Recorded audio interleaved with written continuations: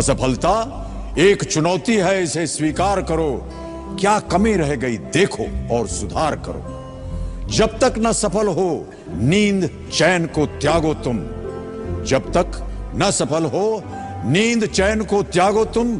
संघर्ष का मैदान छोड़कर मत भागो तुम। हम लोग ऐसे होते हैं ना जो सोचते हैं कि एक या दो वीडियो देखने से हम इंग्लिश बोलना शुरू कर देंगे। अगर ऐसा होता तो हम उसी टाइम इंग्लिश बोलना शुरू कर देते जब हम स्कूल लाइफ में थे, क्योंकि स्कूल में भी इंग्लिश मेन सब्जेक्ट के रूप में पढ़ाया जाता था। लेकिन तब तो हम इंग्लिश नहीं बोल पाए, तो क्या एक दो वीडियो देखकर हम इंग्लिश बोलना शुरू कर देंगे? तो ऐसा बिल्कुल भी नहीं है। आप सोच रहे होंगे कि सिर्फ ग्रामर की एक दो वीडियो देख लेंगे और हम स्ट्रक्चर को फॉलो करते हुए कोई भी सेंटेंस को बना सकते हैं। इंग्लिश ग्रामर इंग्लिश बोलने के लिए जरूरी है, लेकिन उसके अलावा जो हम डे टू डे कॉन्वर्सेशन में जो सेंटेंसेस बोलते हैं, जो वर्ड्स बोलते हैं ना, वो भी सीखना बहुत जरूरी हो जाता है। तो आज की इस वीडियो में आप लोगों के लिए डेली यूज होने वाले वर्ड्स को लेकर आई हूँ। उसकी प्रोनाउंसिएशन भी मैं बताऊंगी, साथ में उसके सिनोनिम्स, अपोजिट, एग्जाम्पल सभी एक साथ आपको बताने वाली हूँ। तो चलिए वीडियो को स्टार्ट करते हैं। हमारा सबसे पहला वर्ड है स्टाउट। स्टाउट का हिंदी मीनिंग होता है तगड़ा या फिर ठोस। कोई वस्तु है जो बहुत ठोस है, उसे हम इंग्लिश में बोल सकते हैं स्टाउट। सिनोनिम्स होते हैं बर्ली, पॉटली, प्लम। स्टाउट का सिनोनिम्स हो गए बर्ली, पॉटली, प्लम। अपोजिट हो गया स्लाइट। स्टाउट का अपोजिट हो गया स्लाइट। अब एग्जाम्पल हम देख लेते हैं। Put up a stout proof in a court. उन्हें अदालत में एक ठोस सबूत रखा। ठोस यानी कि तगड़ा, ऐसा कि कोई उसे गलत साबित ही नहीं कर सकता, ऐसा प्रूफ रखा गया। तो हम बोल सकते हैं he put up a stout proof in the court. तो स्टाउट का मतलब हो गया तगड़ा या फिर ठोस। तो अब जब भी आपको तगड़ा या ठोस के लिए कोई वर्ड की जरूरत पड़ेगी तो आप स्टाउट का यूज कर सकते हैं, या फिर बर्ली, पोटली या प्लम का भी यूज कर सकते हैं। नेक्स्ट हमारा वर्ड है इंडीड। इंडीड का हिंदी मीनिंग होता है सचमुच या वाकई। हम बोलते हैं ना वाकई तुम सच बोल रहे हो, सचमुच तुम सच कह रहे हो। तो सचमुच या वाकई के लिए हम इंडीड का यूज कर सकते हैं। इसके सिनोनिम्स हो गए absolutely, certainly, surely. Absolutely, certainly, surely Indeed के सिनोनिम्स हो गए। और अपोजिट हो गया डाउटफुली, मतलब संदेह भरा। इंडीड के अपोजिट हो गए doubtfully. Indeed you are very beautiful. वाकई तुम बहुत खूबसूरत हो। Indeed you are very beautiful. तो इंडीड का यूज आप सचमुच या वाकई के सेंस में कर सकते हैं। नेक्स्ट हमारा है रिलायबल। रिलायबल का हिंदी मीनिंग होता है विश्वसनीय या भरोसेमंद। कोई व्यक्ति है जो बहुत रिलायबल है, यानी कि भरोसेमंद है, उस पर भरोसा किया जा सकता है। तो रिलायबल यानी कि भरोसेमंद या विश्वसनीय। सिनोनिम्स हो गए डिसेंट, ऑनेस्ट, डिसाइसिव।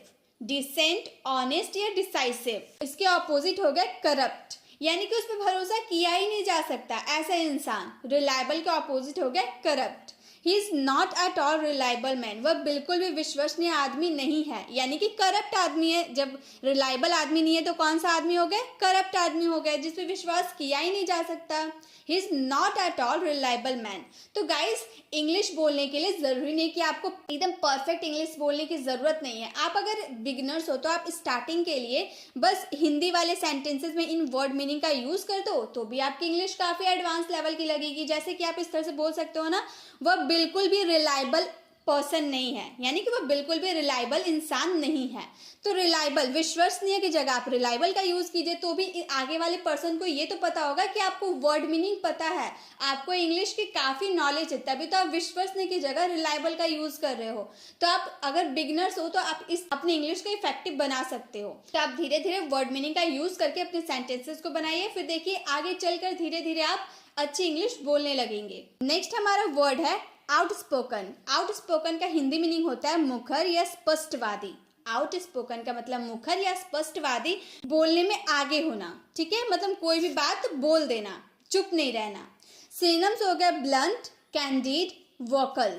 आउटस्पोकन का सिनोनिम्स हो गया ब्लंट, कैंडिड, वोकल।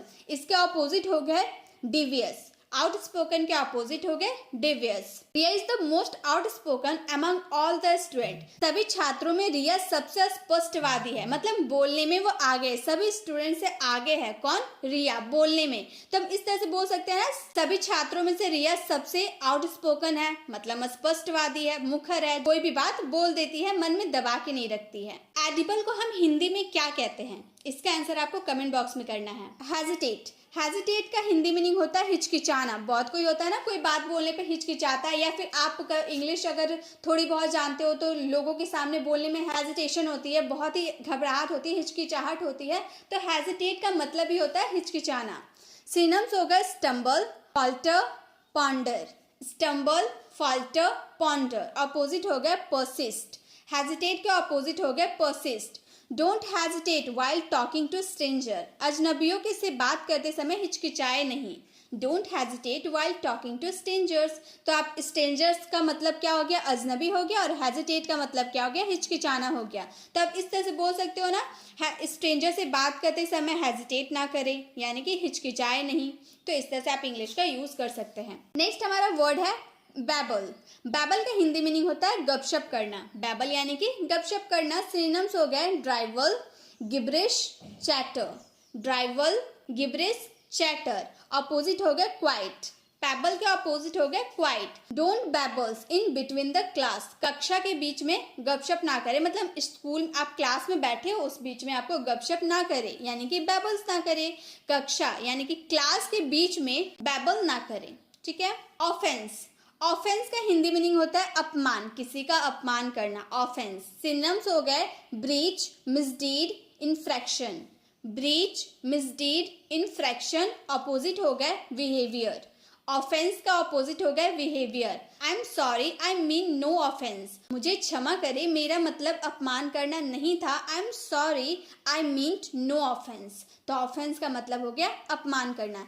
गाइज, अगर आपको वीडियो अच्छी लग रही हो तो प्लीज वीडियो को लाइक करें, क्योंकि आप लोगों के एक लाइक से हमें बहुत मोटिवेशन मिलती है ऐसी वीडियोस बनाने के लिए। चलिए नेक्स्ट आगे बढ़ते हैं। अब है पैम्पर। पैम्पर का मतलब होता है लाड़ प्यार करना। पैम्पर यानी कि लाड़ प्यार करना। सिनोनिम्स हो गए coddle, gratify, indulge. Coddle, gratify, indulge. Opposite हो गया डिसअपॉइंट। पैम्पर के अपोजिट हो गया डिसअपॉइंट।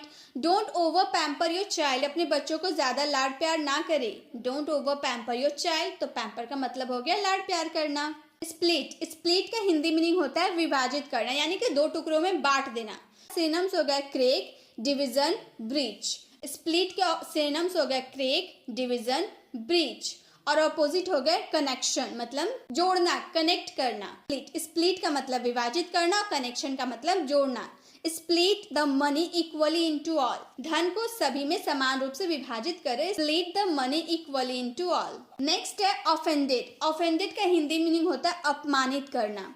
इससे पहले हम लोगों ने ऑफेंस का मतलब देखा था अपमान करना, और अब हम देखेंगे ऑफेंडेड। ऑफेंडेड का मतलब होता है अपमानित करना। सिनोनिम्स हो गए annoyed, insulted, hurt. Annoyed, insulted, hurt. Opposite हो गया प्लीज्ड। ऑफेंडेड का अपोजिट हो गया pleased. She offended her parents in front of all. उसने सभी के सामने अपने माता पिता को अपमानित कर दिया। She offended her parents in front of all. तो ऑफेंडेड का मतलब हो गया अपमानित करना। नेक्स्ट है रिवेंज। रिवेंज का मतलब होता है बदला लेना। रिवेंज यानी कि बदला लेना। सिनोनिम्स हो गए attack, reprisal, animus. Attack, reprisal, animus. Opposite हो गया पार्डन। रिवेंज का अपोजिट हो गया pardon. I will take revenge for my insult. मैं अपनी बेइज्जती का बदला लूंगा। I will take revenge of my insult. तो आप इस तरह से बोल सकते हो ना, यहाँ पर बेइज्जती के लिए हम इंसल्ट का यूज किए हैं और बदला लेने के लिए रिवेंज का यूज किए हैं। तो हम इस तरह से इंग्लिश बोल सकते हैं, मैं अपनी इंसल्ट का रिवेंज लूंगा, यानी कि अब जो मेरी बेइज्जती हुई है उसका बदला लूंगा। तो रिवेंज का मतलब हो गया बदला लेना। नेक्स्ट है चेरिश। चेरिश का मतलब होता है अच्छा लगना या संजोना। कोई चीज बहुत अच्छा लगता है उसको संजो कर रखा जाता है। इसके सिनोनिम्स हो गए एडमायर, अडोर, एप्रिसिएट। चेरिश के सिनोनिम्स हो गए एडमायर, अडोर, एप्रिसिएट। अपोजिट हो गए कंडेम। चेरिश के अपोजिट हो गए condemn. I want to cherish my tradition. मैं अपनी परंपरा को संजोना चाहता हूँ। I want to cherish my tradition. तो यहाँ पर आप ट्रेडिशन के लिए परंपरा का यूज कर सकते हो और चेरिश के लिए संजोना, यानी कि संभाल कर कुछ रखना। तो मैं अपनी परंपरा यानी कि ट्रेडिशन को चेरिश करना चाहता हूँ, मतलब संजो के रखना चाहता हूँ। यहाँ पे चाहने के लिए हम वांट का यूज करते हैं, ये मैंने आपको वीडियो में बताया है। किसी चीज को भी चाहने के लिए हम वांट का यूज करते हैं। नेक्स्ट है ग्रीडी। ग्रीडी का मतलब होता है लालची, ग्रीडी यानी कि लालची। सिनोनिम्स हो गए ईगर, इम्पैशेंट, रैपेसस। ईगर, इम्पैशेंट, रैपेसस ऑपोजिट हो गए जनरस। ग्रीडी के ऑपोजिट हो गए generous. He is very greedy man, वो बहुत लालची आदमी है। He is very greedy man, तो ग्रीडी का मतलब हो गया लालची, वो बहुत ही ग्रीडी मैन है। तो ग्रीडी यानी कि लालची। गाइस, अगर आप ग्रामर सीखने में इंटरेस्टेड है और आप मेरी वीडियो पे नए हैं तो गाइस मैंने बहुत सारे ग्रामर की वीडियो अपलोड कर रखी है। आप प्लेलिस्ट में जाके जिस ग्रामर में आपको दिक्कत होती है, वो ग्रामर मॉडल वर्ब हो, चाहे टेंस हो, या यूज ऑफ हैव हो, यूज ऑफ गेट हो, जो भी आप सीखना चाहते हैं, मैंने सबकी अलग अलग वीडियो बना रखी है। आप जरूर से विजिट कीजिएगा। आप जो टॉपिक पे आपको डाउट होगी उसे जरूर क्लियर कर लीजिएगा। चलिए अब आगे बढ़ते हैं। अब है स्लैविश। स्लैविश का मतलब होता है कमीना, नीचे या गुलाम। कोई होता है ना बहुत नीचे गिर जाता है, अपनी कोई काम ऐसा काम कर देता है जो बहुत नीचे गिर जाता है, दूसरों की नजर में नीचे गिर जाता है, तो हम उसे बोल सकते हैं स्लैविश। सिनोनिम्स हो गए cringing, docile, servile. Cringing, docile, servile. Opposite हो गया इंडिपेंडेंट। स्लैविश का ऑपोजिट हो गया इंडिपेंडेंट। अवॉइड स्लैविश फ्रेंड्स, नीच दोस्तों से बचो, मतलब जो बहुत नीचे होता है ना, मतलब अच्छे इंसान नहीं होते हैं, वैसी दोस्ती से बचो। Avoid slavish friend. तो स्लैविश का मतलब हो गया कमीना, नीचे या फिर गुलाम। नीचे यानी कि डाउन वाला नीचे मत समझिएगा। नीचे यानी कि जो नीच पर्सन होता है ना, मतलब जो कोई काम ऐसा कर देता है जिससे वो दूसरों की नजर में नीचा गिर जाता है, वैसे पर्सन को हम स्लैविश कहते हैं। नेक्स्ट है रीजन। रीजन का मतलब हो गया कारण। ये तो बहुत ही कॉमन है, आप जानते भी होंगे। रीजन यानी कि कारण।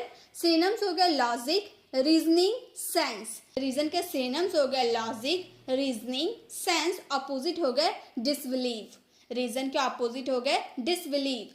Can you give me a reason, क्या आप मुझे एक कारण दे सकते हैं? आप जो काम कर रहे हो, क्या आप मुझे उसका एक कारण दे सकते हैं? Can you give me a reason. तो रीजन का मतलब हो गया कारण। नेक्स्ट है इम्पोस्टर। इम्पोस्टर का मतलब होता है ढोंगी। कोई ऐसा होता है ना, ढोंग करता है, साधु बनने का ढोंग करता है, तो भूत बनने का ढोंग करता है, तो उसे हम कहते हैं इम्पोस्टर। सिनोनिम्स हो गए फेक, फ्रॉड, चीट। इम्पोस्टर के सिनोनिम्स हो गए फेक, फ्रॉड, चीट। अपोजिट हो गए ऑनेस्टी, बहुत ईमानदार इंसान। इम्पोस्टर के अपोजिट हो गए honesty. That person is complete imposter, वो व्यक्ति पूर्ण रूप से ढोंगी है। That person is complete imposter. Complete यानी कि पूर्ण रूप से, इम्पोस्टर यानी कि ढोंगी। कौन? व्यक्ति यानी कि person. That person is complete imposter, वो व्यक्ति पूर्ण रूप से ढोंगी है। तो इम्पोस्टर का मतलब हो गया ढोंगी। नेक्स्ट है कैपेसिटी। कैपेसिटी का मतलब होता है क्षमता। किसी की क्षमता दिखाते हैं ना कि तुम ये कर सकते हो, तुम वहां जा सकते हो, तुम खा सकते हो, तो किसी की कैपेसिटी दिखाना यानी कि क्षमता दिखाने को हम कैपेसिटी कहते हैं। सिनोनिम्स हो गया quantity, scope, space. Quantity, scope, space. Opposite हो गया इम्पोर्टेंस। कैपेसिटी के ऑपोजिट होगा इम्पोर्टेंस। कैपेसिटी ऑफ दिस बोतल इज 1 लीटर, इस बोतल की क्षमता 1 लीटर है, मतलब जो बोतल है वो 1 लीटर का ही पानी उसमें हम रख सकते हैं, 1 लीटर ही पानी उसमें हम रख सकते हैं, इतनी उसकी क्षमता है, यानी कि कैपेसिटी है। तो क्षमता यानी कि कैपेसिटी। नेक्स्ट है फाइनली। फाइनली का मतलब होता है आखिरकार। आखिरकार तुम आ ही गए, आखिरकार तुमने पढ़ाना शुरू ही कर दिया, यानी कि फाइनली। आखिरकार यानी कि फाइनली। सिनोनिम्स हो गया completely, certainly, decisively. Completely, certainly, decisively. Opposite हो गया डाउटफुली। फाइनली का अपोजिट हो गया doubtfully. Finally you are here, आखिरकार तुम आ ही गए, कब से मैं तुम्हारी वेट कर रही थी, आखिरकार तुम आ ही गए। Finally you are here. तो फाइनली यानी कि आखिरकार। नेक्स्ट है पॉपुलर। पॉपुलर का हिंदी मीनिंग होता है लोकप्रिय, मतलब बहुत पॉपुलर है। कोई कोई हीरो होता है ना, बहुत पॉपुलर हो जाता है, यानी कि लोकप्रिय होता है। सिनोनिम्स हो गए attractive, beloved, famous. Attractive, beloved, famous. Opposite हो गया अनपॉपुलर, बदनाम हो गया, पूरा मतलब लोकप्रिय है ही नहीं। पॉपुलर के ऑपोजिट हो गया unpopular. This song is very popular, यह गाना बहुत लोकप्रिय यानी कि फेमस हो गया, प्रसिद्ध हो गया है। This song is very popular, यह गाना बहुत लोकप्रिय है। Next and the last, illegal. Illegal का मतलब होता है गैर कानूनी। कोई कोई काम ऐसा होता है ना जो गैर कानूनी होता है, यानी कि इलीगल होता है। सिनोनिम्स हो गए band, illicit, smuggled. Band, illicit, smuggled. Opposite होगा इथिकल, इलीगल के ऑपोजिट होगा ethical. This work is illegal, यह काम गैर कानूनी है। दिस वर्क इज इलीगल, यह काम गैर कानूनी है। तो गैर कानूनी के लिए आप इलीगल का यूज कर सकते हैं। गाइस, आज के लिए बस इतना ही। वीडियो कैसे लगी वीडियो को कमेंट बताना बिल्कुल भी ना भूले। अगर आप चैनल पर नए हैं और अभी तक हमारे चैनल को सब्सक्राइब नहीं किए हैं तो जल्दी से सब्सक्राइब का बेल आइकन को क्लिक कर दे ताकि आने वाली वीडियोस की नोटिफिकेशन आपको मिलती रहे। मिलते हैं नेक्स्ट वीडियो में, तब तक के लिए कीप लर्निंग।